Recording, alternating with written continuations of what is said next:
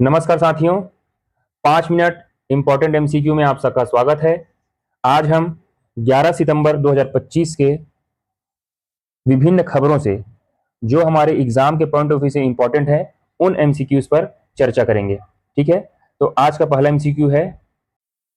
पहले हम राष्ट्रीय और अंतर्राष्ट्रीय स्तर की घटनाओं को संबंध में एमसीक्यू देखेंगे। उसके बाद राज्य स्तर अर्थात छत्तीसगढ़ के विभिन्न घटनाक्रमों से संबंधित एमसीक्यू पर चर्चा करेंगे। तो आज का पहला एमसीक्यू क्या है कि हाल ही में लेट्स ब्लॉक एवरीथिंग आंदोलन किस देश में चलाया गया। ठीक है, अभी कुछ दिन पहले ही 2 दिन पहले आपने देखा कि एक देश था जहां जेनजी आंदोलन चला, उसके संबंध में हमने एमसीक्यू कर लिया है। तो लेट्स ब्लॉक एवरीथिंग कहाँ चलाया गया है, तो वो है फ्रांस में। ठीक है, आपका उत्तर है फ्रांस। और जेनजी आंदोलन कहाँ चला था, नेपाल में जेनजी आंदोलन चला था। और जिन कारणों से भ्रष्टाचार, बेरोजगारी, सब्सिडी खत्म करना, वेतन में कमी करना, ये सब मुद्दे वहां भी रहे हैं जो फ्रांस में लेट्स ब्लॉक एवरीथिंग आंदोलन के पीछे। ठीक है, दूसरा एमसीक्यू है वैश्विक स्तर पर मछली उत्पादन में भारत का कौन सा स्थान है। चलिए बताइए, वैश्विक स्तर पर मछली उत्पादन में भारत का स्थान कौन सा है, पहला स्थान है। ठीक है, अर्थात पहले स्थान पर हैं जो सबसे ज्यादा उत्पादन करते हैं। इसमें क्या क्या शामिल है, इसमें तटीय क्षेत्रों में जो मछली उत्पादन किया जाता है वो भी, और साथ ही अंतः स्थलीय अर्थात मुख्य भूमि के अंतर्गत भी जो मछली उत्पादन करते हैं वो भी इसके अंतर्गत शामिल है। ठीक है, चले तीसरे एमसीक्यू की तरफ। जीवन जिंदाबाद नामक अभियान किस राज्य में शुरू किया गया, क्या नाम है इस अभियान का, जीवन जिंदाबाद। ठीक है, आपके पास ऑप्शन है पंजाब, हिमाचल प्रदेश, जम्मू कश्मीर और उड़ीसा। तो इसका सही उत्तर हो जाएगा उड़ीसा। जीवन जिंदाबाद जो अभियान है वो किससे जुड़ा हुआ है, अभी 2 दिन पहले आपको पता है कि विश्व आत्महत्या दिवस मनाया गया। ठीक है, तो इन्हीं आत्महत्या को रोकने के लिए, अर्थात जो प्रदेश में बढ़ रहे आत्महत्याओं के को रोकने और जागरूक करने के लिए, ठीक है, रोकने और जागरूक करने के लिए उड़ीसा राज्य द्वारा जीवन जिंदाबाद नामक अभियान शुरू किया गया। ठीक है, चौथा प्रश्न, नेपाल की सीमा कितने भारतीय राज्यों से लगती है। ठीक है, how many Indian states are shared boundary with Nepal. ठीक है, तो आपको बताना है 3 राज्य, 4 राज्य, 5 या 6।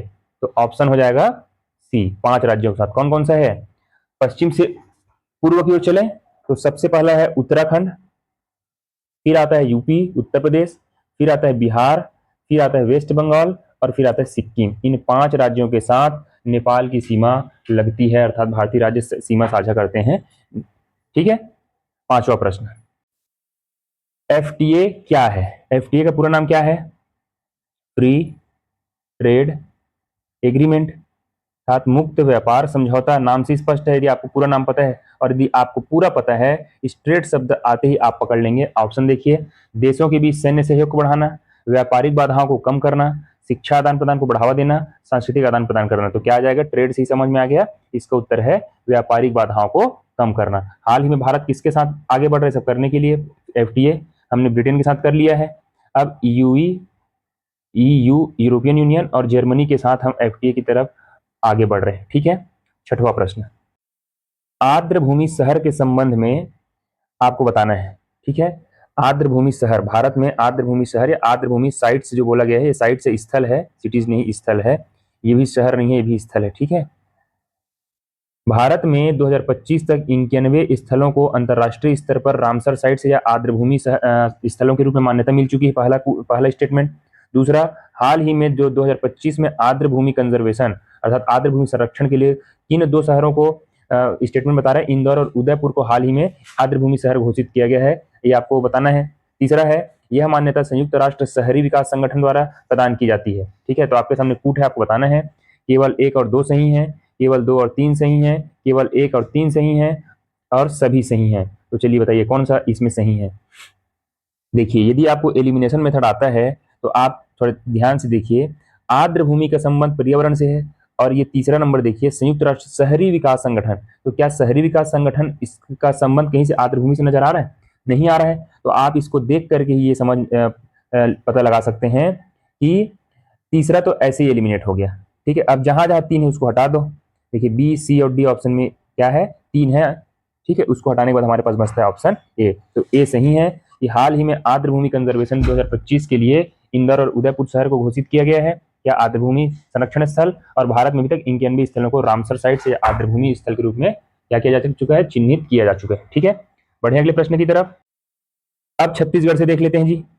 बैरिस्टर ठाकुर छेदीलाल सम्मान किस क्षेत्र में उत्कृष्ट कार्य करने वाले व्यक्तियों को प्रदान किया जाता है जी? नाम से स्पष्ट है बैरिस्टर, तो आपका उत्तर हो जाएगा बी। लॉ के क्षेत्र में अर्थात विधि के क्षेत्र में उत्कृष्ट कार्य करने वाले को राज्य अलंकरण सम्मान के रूप में बैरिस्टर ठाकुर छेदीलाल सम्मान प्रदान किया जाता है। ठीक है, 8वां प्रश्न। अभी हाल ही में छत्तीसगढ़ के मुख्यमंत्री ने किस स्थान पर पर्यटन विकास हेतु 2 महीने में प्रोजेक्ट तैयार करने की घोषणा की है? यदि आपको पता होगा कि मुख्यमंत्री 2 दिन पहले मध्य क्षेत्र आदिवासी विकास प्राधिकरण की बैठक लेने के लिए कोरबा गए हुए थे। आदिवासी विकास प्राधिकरण, ठीक है, और यहीं पे घोषणा की गई कि उन 2 स्थानों को पर्यटन विकास के लिए तैयार किया जाएगा। तो वो 2 स्थान कौन से, मैंने आपको बता दिया, कोरबा गए थे और मध्य क्षेत्र आदिवासी विकास प्राधिकरण है। ठीक है, तो आप बता लेंगे मध्य क्षेत्र, तो तीरथगढ़ तो दक्षिण में है, घोंघा घोंघा और भोरमदेव ये भी पश्चिम में है, सिरपुर महेशपुर ये पूर्व दिशा में है। तो बच गया कौन, सतरेंगा और बूका। तो यही सतरेंगा और बूका है जिसके पर्यटन विकास को आगे बढ़ाने के लिए मुख्यमंत्री जी ने घोषणा की है। ठीक है, 9वां प्रश्न। न्यूज में आया था कि कांति जलाशय का बांध का जो मेड़ पार होता है वो टूट गया है, क्षतिग्रस्त हो गया है। तो इसी संबंध में आपसे क्वेश्चन बनता है कि कांति जलाशय छत्तीसगढ़ राज्य के किस जिले में स्थित है? बताइए किस जिले में है? मुंगेली, दुर्ग, बालोद, कबीरधाम। तो इसका उत्तर होगा कबीरधाम जिले में स्थित है, कबीरधाम जिले के पंडरिया ब्लॉक में। 10वां प्रश्न है, छत्तीसगढ़ सकल राज्य घरेलू उत्पाद जीएसडीपी में वर्ष 2025 फाइनेंशियल ईयर 2024-25 के लिए ना खनन क्षेत्र का योगदान कितना है? तो खनन क्षेत्र का योगदान कितना है जी? ऑप्शन बी 9.38% का योगदान करता है कौन, खनन क्षेत्र छत्तीसगढ़ के जीडीपी में। ठीक है, आज का आखिरी प्रश्न। छत्तीसगढ़ में रंग पर्व से संबंधित कथनों पर विचार कीजिए। इस रंग पर्व में बांस गीत गाया जाता है। तो बांस गीत वाद्य यंत्र में 4 छिद्र होते हैं जिनसे ध्वनि उत्पन्न होती है, पहला। दूसरा, इस वाद्य यंत्र को बजाने में लगातार पेट से हवा फूंकनी पड़ती है। तीसरा, इस परंपरा को राजस्थान की गौरी नृत्य से जोड़ा जाता है। तो आपको अब बताना है कि कौन सा ऑप्शन, कौन सा कथन सही है। क्या 1 सही है, 1 और 2 सही है, 2 और 3 सही है, 1, 2 और 3 सही है, क्या है आपको बताना है। तो इसका उत्तर हो जाएगा 1 और 2 सही है, क्योंकि गौरी नृत्य जो राजस्थान की नृत्य शैली है उससे इस परंपरा को जोड़ा जाता है, जो गलत स्टेटमेंट। ठीक है, तो ये दोनों सही है कि बांस गीत वाद्य यंत्र में 4 छिद्र होते हैं जिनसे ध्वनि निकलती है और इस वाद्य यंत्र को बजाने में लगातार पेट से हवा देनी पड़ती है। ठीक है, तो आज के एमसीक्यू में इतना ही। Thank you so much.